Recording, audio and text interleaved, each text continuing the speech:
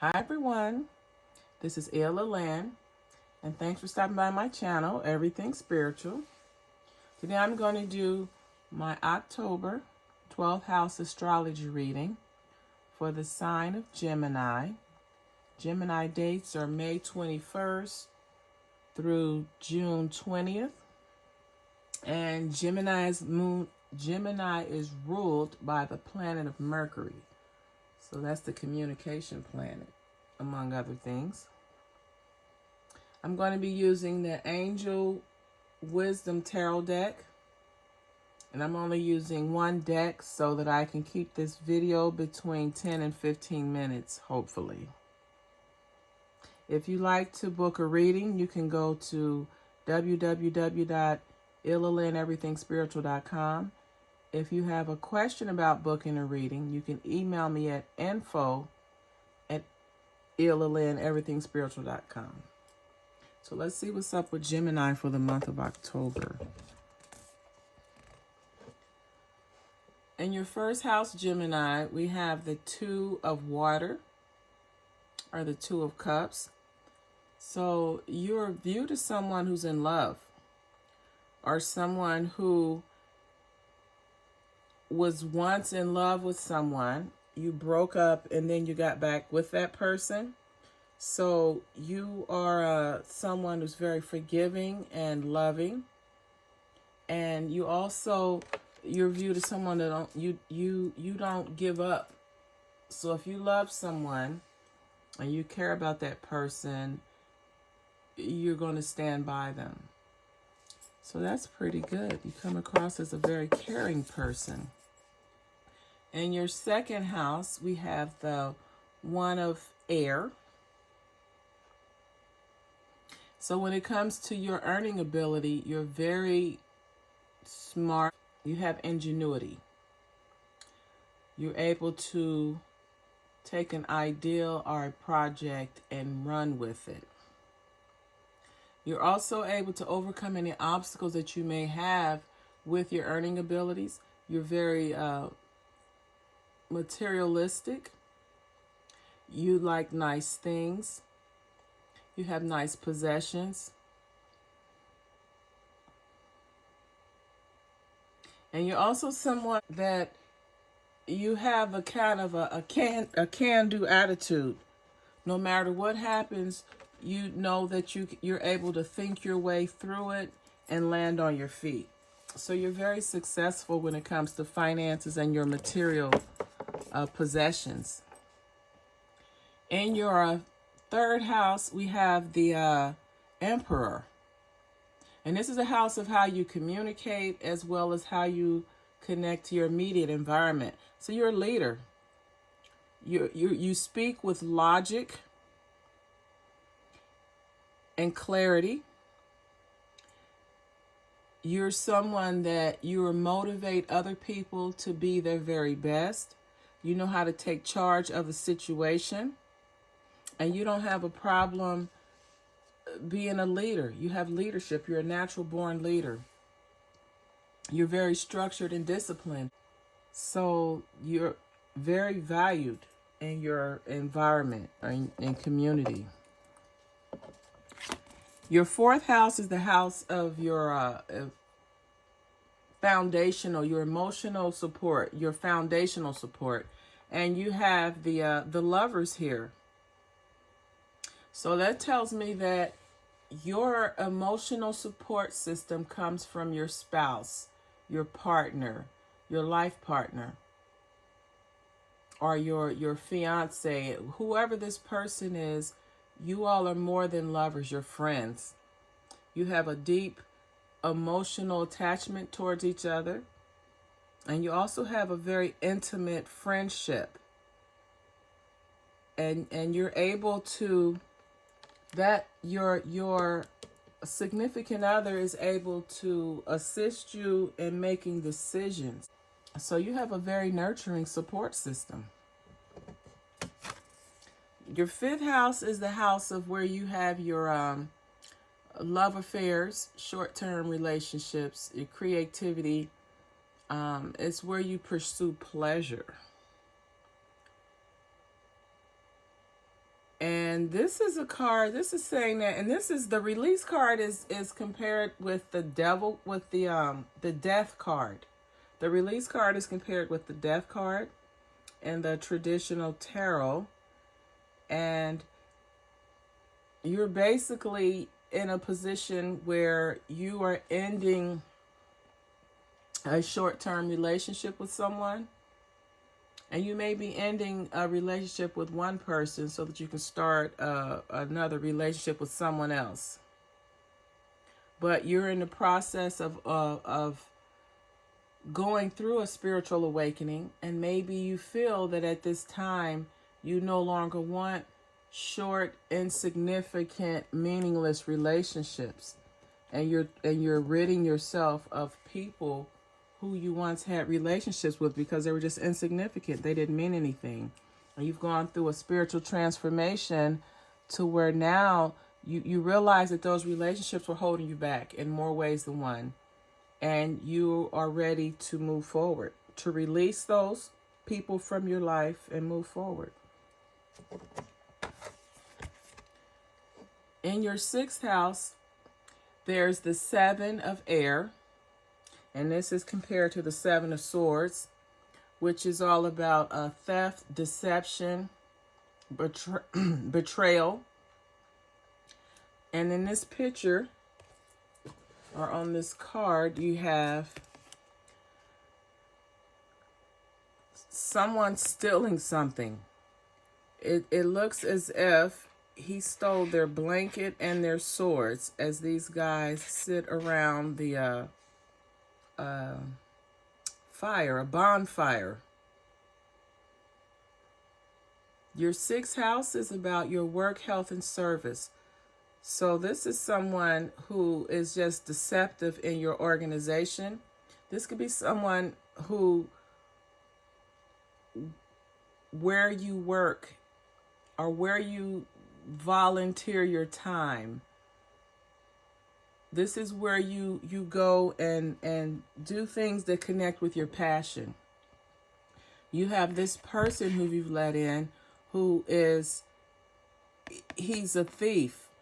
You've trusted someone that is dishonest. And as a result, you don't have a peace of mind. You can't believe that you allowed yourself to get taken in by this person.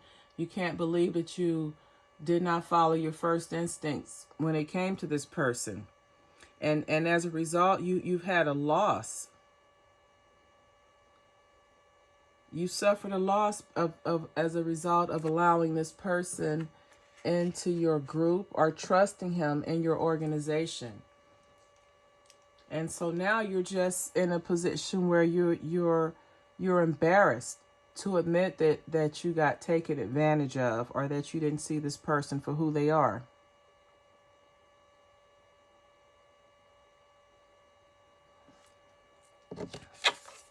Your 7th house is the house of long-term relationships and partnerships.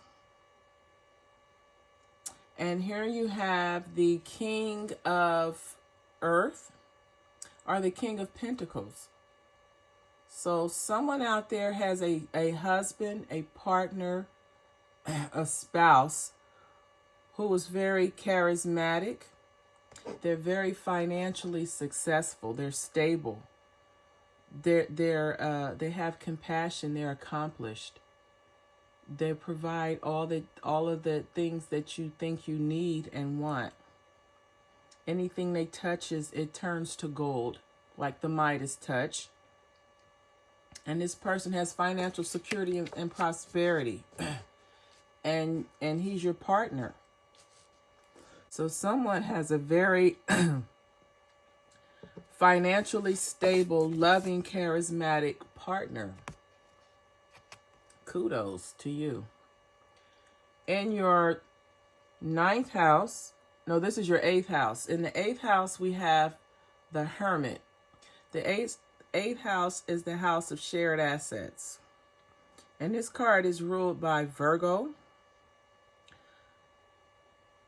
So someone is going through some type of a regeneration or transformation when it comes to their assets and joint finances. It may be that you've had time to think about your future with your spouse, and you've come to some type of resolution as to how you're going to be able to provide for them once they transition on. And you could be, this could be for Virgo, because this is a Virgo sign. The Hermit is associated with Virgo. So you may be involved with a Virgo.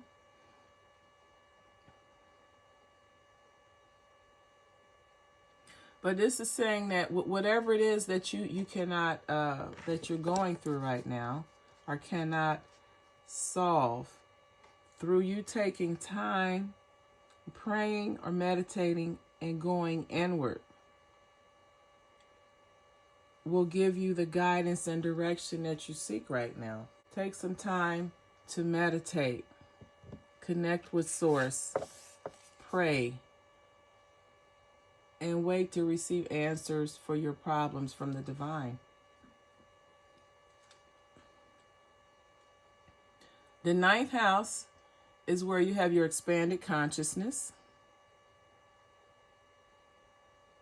It's also the house of where you tap into your spirituality or your religious beliefs.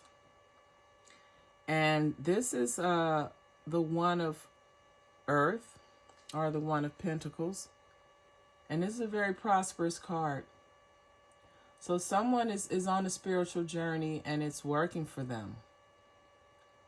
Through you making changes in your life spiritually, or getting yourself on track spiritually, it's allowed you to be able to increase your abundance. It's allowed you to be able to give wise counsel or guidance to others. It's created an opportunity for you to get the dream career that you've always wanted. Have those things that your heart desires. The 10th house is the house of your career and reputation. And also it's the house of your professional achievement. And we have the 10 of fire, which this is also the 10 of wands. And it's saying that on your job, in your career, you're working way too hard. You're putting in too many hours. You're working yourself to pieces. You're taking on everybody's responsibilities, including your own. And I don't know why you've chosen to do that. I don't know if you think it makes you more impressive to your boss or supervisor, but you're going to have burnout. So you need to balance you need to have a work-life balance and let others help you, or else you're going to run into health problems. The 11th house is the house of your joint activities and your friends and networking. And we have the 9 of Earth, or the 9 of Pentacles. You see the 9 coins on the gate. And this is telling me that some of you out there, you have very well-to-do friends that are in your social circles and networks. And they allow you to enjoy the fruits of their labor, whether it's their lavish home or boat or yacht or vehicles. And they're also there to help you along the way so that you can enjoy the same lifestyle. So they're there to help you with your finances. They're there to assist with you being able to increase your finances. The 12th house is the house of your fears, insecurities. It's also the house of your spirituality also, among other things. It's also the house of karma. So here's a young person. We have the page of air. And you can see he's very young. He's up and coming. The page energy is a very young energy. So a lot of times they can start a project or come up with an idea for a project, but then they're not able to see it through because of the lack of experience. But you have someone that it looks like he's youthful enough. He wants to transform because you have the transformative butterflies around him, and he's not afraid. He's ready to face his fears. So something has happened that has caused this person to want to face his fears, which in turn is going to give him perception and make him more insightful. So this is somebody that, like I mentioned before, they have the heart and the desire to make decisions that does not result in them having bad luck or bad karma, or they're willing to face their fears, but he just doesn't know how to go about doing it because he doesn't have enough experience and information. So Gemini, this has been your 12th house astrology reading. If this video resonates with you or someone you know, please like, comment, subscribe, and share the video. Have a wonderful day, and as always, namaste.